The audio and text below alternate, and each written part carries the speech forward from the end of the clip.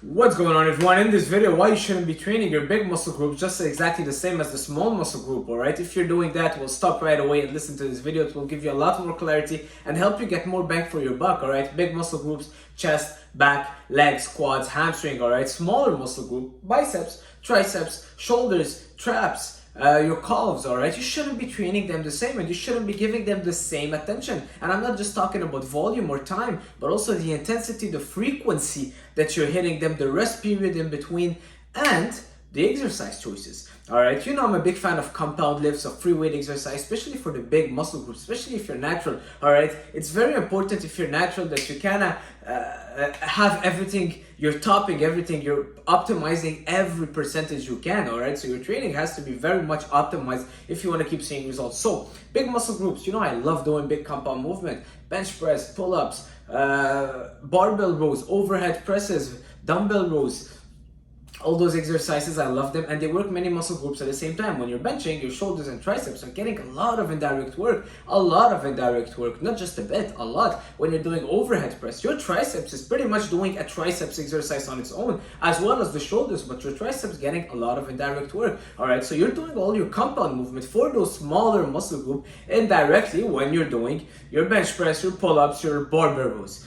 Now, where it gets interesting is that after my chest workout, if you train chest correctly, alright, you did that big muscle group, you gave it all the attention, of course it can handle so many more sets, so much more volume, it's so much of a bigger muscle group that to get it to failure, it needs a lot more, alright? On my bench press, my triceps is almost failing, but my chest is still very, very fresh, alright? That's why I use pre-exhaustion. Anyways, I don't want to get too, make that video too long, but long story short, after my chest workout, my triceps is 90% fried, alright? All I need to do is go on the cable, rope push down, either a rope or a barbell push down, 4 or 5 sets, squeeze at the bottom, get a good pump. That's where I'll go training for the pump, and I'm good for my arms. Look at my arms, do they look small for you? Would you even imagine that I'm barely doing maybe 10 sets max a week of arms, max, alright? But it's thanks to all my indirect work that they're getting from the big compound lifts. Same thing, tomorrow I'm gonna be doing a back workout, alright?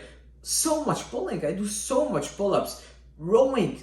Can you imagine how much biceps work is getting there when you're rowing, when you're doing your pull-ups, your biceps is just getting hit set after set, and that's how they are really growing. It's not thanks to the little curls that I'm doing, alright? So I'll finish my back workout, I'll grab 2 dumbbells and I'll do 3 sets of 20, get a good pump, train for the feeling, alright? When I'm going for the small muscle group, I just train for the pump, squeeze it well, and I'm done, alright? Does this look small? Not really, alright? As opposed to staying hours just to pump up your arms. I see people doing arm workouts that last 2 hours. I'm like, what are you doing? Alright, put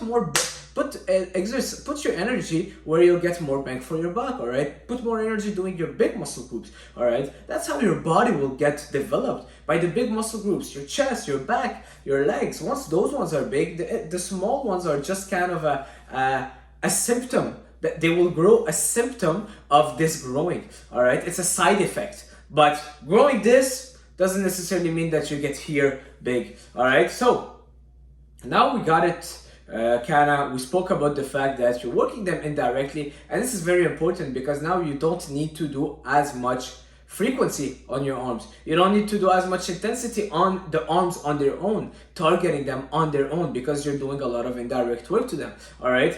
Another thing, how do we train them? I love doing isolation just for arms on their own, because let's say you're doing the close grip press, alright? Close grip bench press, I've never felt it really in my triceps. I felt a lot in my shoulders, some chest too, but I would never feel a lot of my triceps. Same thing with skull crushers, it would just start hurting my shoulders, and you don't need that, alright? It's the risk reward ratio, the stress on your elbows, is just not worth it for one joint. When I'm just doing one joint, which is a single arm joint moving like biceps, triceps, calf raises, I don't necessarily go for the compound movement just because it's the risk reward ratio is not worth it, and that muscle that you're training, chances are very high that it got a lot of indirect work from all the compound movement, that all you need to do is a little bit of pump style workout. So that's why I love cables and machines for those little muscles. Alright, now in terms of sets, reps, how many reps I would do, I'll go very much for high reps for those exercises and short rest periods. So let's say I'm doing my triceps, short rest period, 20 reps, squeeze it, get blood. That's when I'll be training for the pump. I'll go for the feel, I'll get blood in there. All right, just go for the pump, and that's it. Stimulate it. I don't annihilate it. I just stimulate it. I don't destroy it. You don't want to be destroying your triceps, because if you're destroying your triceps, your next shoulder workout or chest workout will get affected. All right, so guys, don't train big muscle group the same as small muscle group. Each one has a way of training, and if you're putting a lot of effort on those small muscle group, you're just wasting time. All right, your arms are not gonna grow more if you're putting 2 hours of arm workout, and you're just affecting your bigger muscle group, because now your chest is your triceps or biceps are so sore, so tomorrow you'll be training back and you'll barely be able to pull. All right, what matters is the big muscle group, a strong, developed, complete wow body that you look at and you're like, wow, this guy looks amazing. It's because he's got all the big muscle group well developed: chest, back, legs. All right, once you got that figured out, the rest is just finishing, and it's just gonna come. There's no way they don't come with time. All right, a lot of people tell me, how can I grow my arms? I'll tell them, do more big muscle group compound movement, pull-ups, bench press, push-ups, dips, all those exercises. Look at the gymnast. Gymnasts will do so many pull-ups. Look at their arms.